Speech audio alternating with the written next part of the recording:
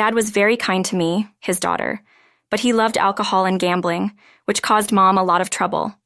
Weekdays were for slot machines, weekends for horse racing. Even when he won, he would drink. So, despite being a skilled carpenter with a good income, life was very difficult. Don't ever marry a man who loves drinking and gambling. Mom used to say that often. Dad passed away from liver problems when I was in junior high. After that, Mom raised me by working as a life insurance saleswoman. I went to a commercial high school, studied seriously, got my qualifications, and landed a job at a fairly large company. The times were prosperous. The whole world was in high spirits. My name is Hannah. I'm currently a 55-year-old housewife. I live peacefully in a single-family home with Frank, who is 9 years older than me, my son, his wife, and a 3-year-old grandchild, making us a family of 5. About 2 years after I started working at the company, I met Frank, who came as a car salesman, and we started dating.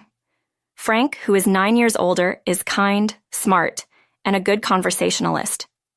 Perhaps due to his eloquence, he was a very successful salesman, and things were going very well. When we started dating, a major reason was that it was a time of economic boom. Back then, the economy was so good that even girls who didn't go to college were getting surprisingly high salaries and bonuses. The female employees around me were splurging on brand name products and dining at upscale restaurants. It was an amazing time. I was never really interested in brand name goods or gourmet food, but I was intrigued by the investments my boss talked about. Perhaps it's my gambling-loving dad's genes kicking in. I tried buying stocks with $1,000 from my bonus. It was only a $1,000 investment, but I was thrilled to see its value increase, leading me to invest in a few other stocks. I've always had good instincts since my student days, often guessing test questions right, but in reality, it was the blooming economy that kept most stocks rising. I couldn't tell my gambling-hating mom about my stock trading. In reality, while both gambling and investing involve luck, they are entirely different. By studying economics and global affairs and collecting data, you can significantly reduce risks. I learned a lot after I started stock trading.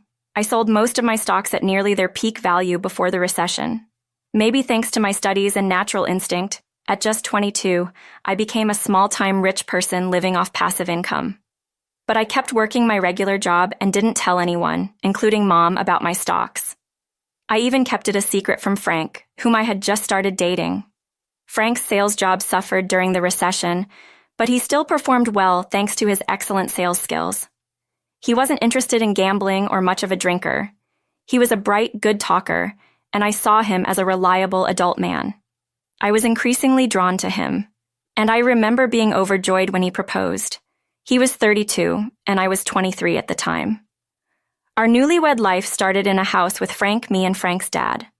Frank's mom had passed away from a stroke 3 years earlier. I wanted to keep working until we had children, but Frank's dad was the old-fashioned type who couldn't do anything around the house. So, at Frank's wish, I became a housewife. When I got married, the house was a mess. I spent a while cleaning and organizing the house, and when that settled down, I got pregnant.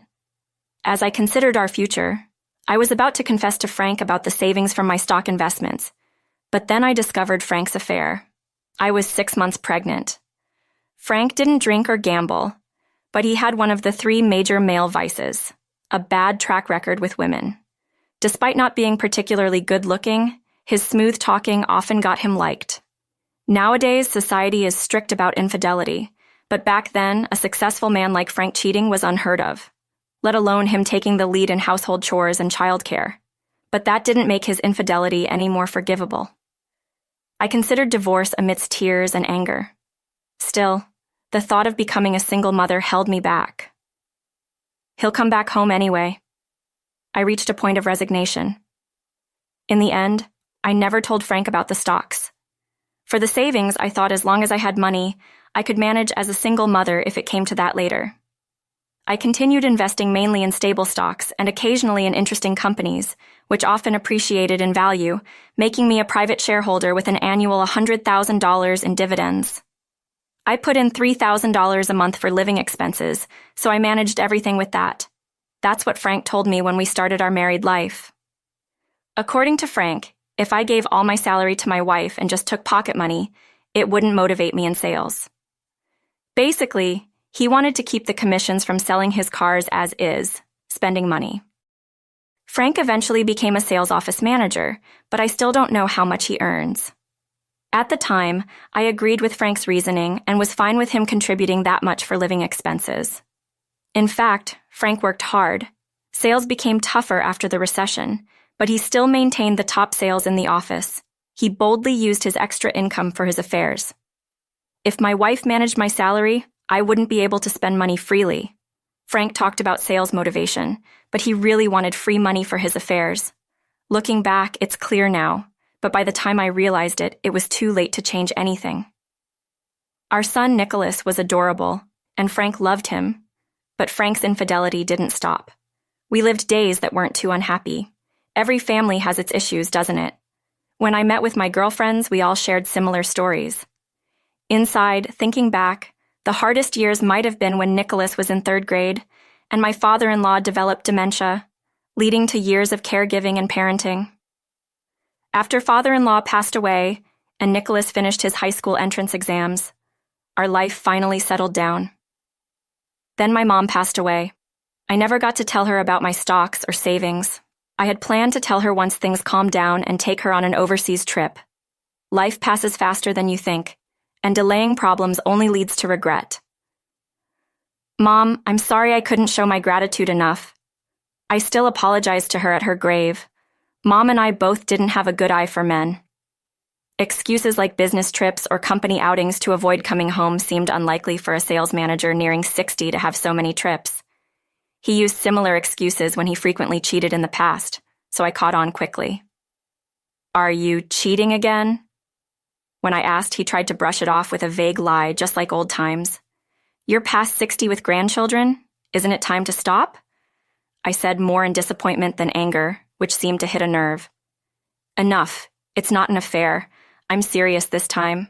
I think this is my last love, he defiantly confessed. Something unbelievable. Serious love, not just an affair. This was shockingly hurtful. Maybe I was still a bit smitten with Frank, believing he would always come back to me despite his affairs. Love at your age? Are you kidding me? I raised my voice. How dare you call your husband stupid? Do you know who you have to thank for living without any hardships? A housewife is just a parasite. I'd be fine with the divorce. This was the first time Frank, despite his numerous affairs, mentioned divorce. Was it a sign that it wasn't just an affair, but something more serious this time? It was strange for Frank to suggest divorce. If it were just an affair, it should be me, the wife who's been cheated on, to bring up divorce. As we were arguing, Scarlett, who had been putting the grandchild to bed, came in.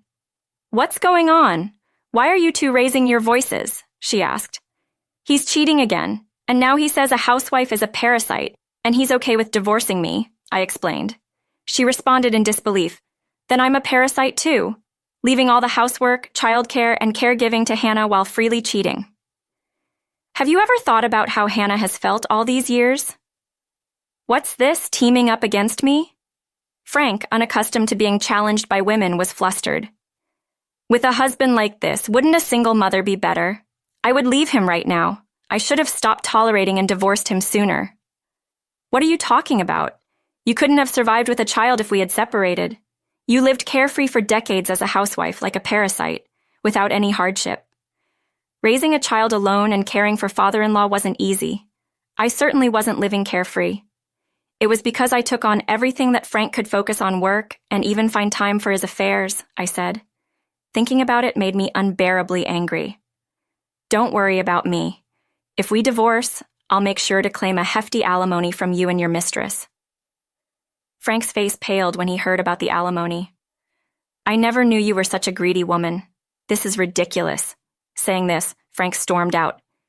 He probably went to see the woman he claimed was his serious affair. The ridiculous one is him, right?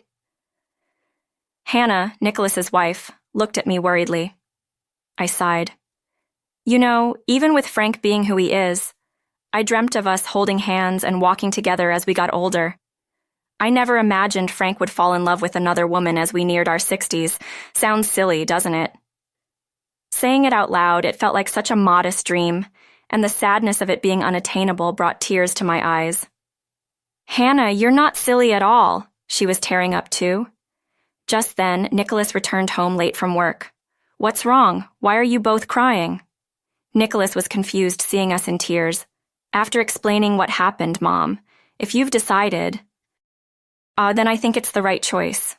I don't hate that, but I know you've been crying. You endured it all for me, right? "I'm sorry, Mom," he said. I decided then to settle 30 years of grievances. Cost didn't matter. I hired a skilled detective to investigate the mistress's background and address and gather evidence of the affair. Then I found a capable lawyer to consult about the alimony claim and divorce proceedings. A month later, on Christmas Day, a pale-faced Frank came home to find everything ready. "What's this about alimony?" He panicked after receiving the alimony claim from the mistress. "Your lady friend is Madison, 31, a bar employee. She's currently seeing 2 other men beside you. Looks like she's meeting them during the day while you're at work. A classic case of playing the field." The thought of Frank believing that a woman younger than Nicholas was seriously in love with him was almost pitiful. No way. That can't be true. His disbelief was understandable, though. He probably didn't want to believe it. "It's true. Here are the investigation results. I've got solid evidence." "You hired a detective? What are you doing with the money I earned?" Frank, agitated, tried to blame me. "Relax, I haven't used any of your money," I said, spreading out 3 debit cards in my name in front of him. "What's this, huh?" Frank double-checked the numbers on the debit cards. "I'm sorry I kept it a secret. I'm a stockholder with an annual dividend of $100,000, so even if we divorce, don't worry about me. I'll be just fine." Frank was overwhelmed, unable to process that his serious love affair was involved with 2 other men, and that his wife, whom he called a parasite, was actually a wealthy woman. His mind hit capacity overload, and he fell silent, unable to comprehend at all. "You've been playing the stock market with my earnings?" "No, I used the money I saved before we were married. I never touched what you contributed to the household. This card with fewer digits, that's from your contributions. I'll keep it as my security deposit." "Wait, maybe we don't need to divorce. I'll break up with her." I thought as much.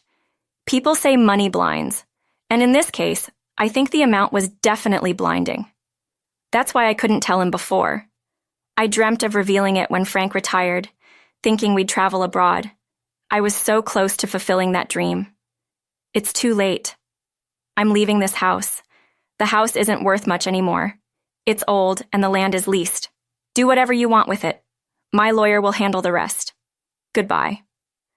With that, I left the house I'd lived in for years with my son, his wife, and my grandchild. It took some time, but I eventually got a call from my lawyer that Frank had signed the divorce papers. And that's how I finally parted ways with my unfaithful husband. Now, we live in a new high-rise apartment. The area has been redeveloped with high-rise apartments, but it still remains a relaxed downtown feel. I was shocked. Think, Mom could buy a high-rise apartment in cash. Never knew she was that wealthy, Nicholas said thoughtfully. I had a hunch when we went shopping. She often used stockholder discount coupons. She even gave some to me. That's right. You'd notice living together. Frank didn't realize for decades because he left everything at home to me. Uh-oh. Am I in trouble too? Nicholas looked genuinely worried, so we both laughed. Don't just rely on Hannah's wealth, okay? If you quit your job, I'm divorcing you, she said, emphasizing the point. With a wife like her, Nicholas will be fine. Nowadays, it seems like it's not all about hard work. When I was young, I couldn't imagine it, but investing has become common with various services available lately. Nicholas's wife has started investing too, and she's doing quite well. As for Frank, he apparently broke up with his serious love. Apparently, the other woman became furious and caused a scene when she was asked to pay the alimony claim. But that's not my concern. I intend to ensure she pays her share too. There's a fitting penalty for such betrayal. It's not about the money, but I plan to claim part of Frank's retirement benefits as property distribution for the marriage period. Dad called again. He's lonely in that house after retiring, turned down re-employment offers and seems to be withdrawing, Nicholas said with slight concern. I mostly hear about former Frank through Nicholas. To me, Frank is a stranger after the divorce, but he's still Nicholas's father. I have no intention of forgiving that man, but I understand why Nicholas is concerned about his dad. But he's a stranger to me now. I don't want to know anything about him. Right, of course. You're the one who suffered. Sorry, I'll never forgive him, but I'll help if you're in trouble. If former Frank keeps withdrawing and ends up sick or with dementia, Nicholas will likely have to care for him. There are circumstances where it's not as simple as saying it's none of my concern. He's an idiot. Tell him he can see his grandchild if he finds a job. Another one's coming like this. We all laughed at Nicholas's wife's slightly harsh but clever suggestion. Once divorced spouses become strangers. That's why we must cherish our relationships, she said thoughtfully. Growing old together peacefully and in harmony is quite challenging, but you two seem to be doing just fine. I sighed as I spoke. I wondered how many couples actually manage to have such a golden age. Oh, come on. You keep talking about old age, but you're still young, Hannah. Now that you're free, there's no reason you can't fall in love again. That was something I hadn't considered as I looked surprised. She suggested something more astonishing. How about my dad? I'd be so happy if he and you got together. I had only met her father a few times. He seems like a nice, kind gentleman. Oh, please, it's not that simple. I know, but we only have Dad in May, and thinking about the future, I get worried. I see. That explains it. It was her concern for her father living alone that prompted her suggestion. Then we should invite your dad over more often for meals together, I suggested. She replied, Yes, getting to know each other is a start, she said, half joking, half serious. She might be earnestly trying to set me up with her father, though. Uncertain about the future, I felt a flutter of excitement and uplifted spirit.